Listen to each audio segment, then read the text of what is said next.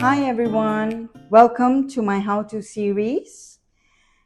We are going to learn clarified butter today.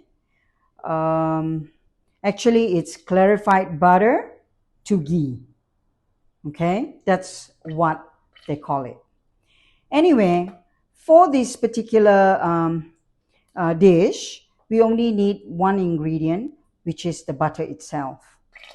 Okay, so there's going to be a bit of a splattering, but this is when I'm going to be actually talking to you a little bit more. Okay, so here I'm using 250 grams, one block of butter. Okay, I don't make them in big batches because for me in my kitchen, I would say that I would use at least one block of butter per week and a half. So if this is your first time making this, my advice to you is to use a stainless steel pot or a pot that is lighter in color. That means the bottom is white in color. Why? Is because if you use the non-stick ones, which are darker, you will find it difficult to see the milk solids that settles down on the pan. Okay, which I will show to you later. So that's my advice to you. Okay, and also if you happen to really like this ingredient, then I would advise you to get a pot that has a spout, so it's easier for you to pour out your oil the butter when it's done.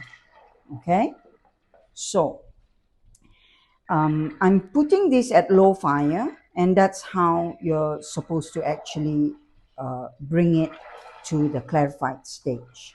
Okay, now what's happening here is that all this white form that is up here at the top, they are actually the whey. Okay, from the butter, it's the whey. And what you are hearing, all this bubbling sound, noise, is actually the moisture, the water from the butter that's in the butter. Okay, so clarified butter or ghee, what we're going to do is we're going to remove all the moisture. Okay, all the moisture from the butter, so that the smoking point will be much higher. You can bring it and you can fry your fish or whatever you're frying with this clarified butter. Okay, the thing is, the moisture that is in this butter, so let's say you were frying a dish and you're using butter and you just fry your fish in butter. Okay, what happens is that the moisture in the butter can burn your dish. So that's the reason why you need to remove all the moisture from the butter if you're going to use it for frying purposes. So this moisture is the one, the culprit that can make your butter turn bad. When you're putting it on the counter, you leave it out, it can turn rancid. It's because of the moisture. Okay, so that's one thing you need to take note when you are using butter. Okay, so now what we're going to do is that we're going to continue at this low fire and then we'll come back again when it's about to become clarified butter. So as you can see, there's still a little bit of foam here, but all of the moisture has already gone, and some of the milk solids have already settled down in this pan. So this is when this is clarified. Yeah, here it's clarified. It's still light in color, okay, but there's no more moisture, and some of the milk solids have gone down. All right, so from here you can actually come, let me show you. You can actually just strain it here and then leave it to cool down. This is a clarified stage, okay? But what I'm going to do is I'm going to continue and show you when it's turned to ghee. So as you can see, it's turning to be ghee. How do you know? Is when the color of your butter has deepened, okay? It's become darker, and the milk solids are already settled down. So this is the reason why, if you're the first timer or if you're not used to making this, my advice to you is to use a white pan so you can see the bottom, so your butter does not burn, okay? Or you use this one.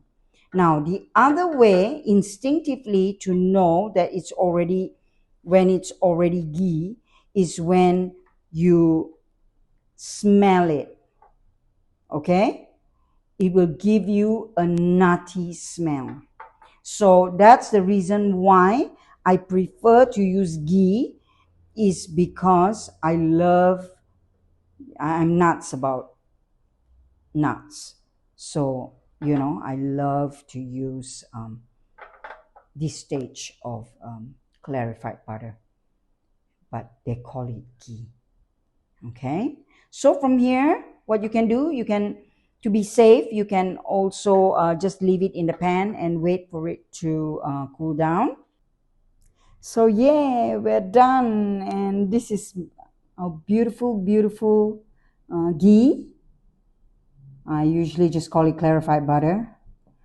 And I have a pot that's perfect for 1 block of butter, and that I use it all the time. But just to show you how, and this is my container, which is like perfect for,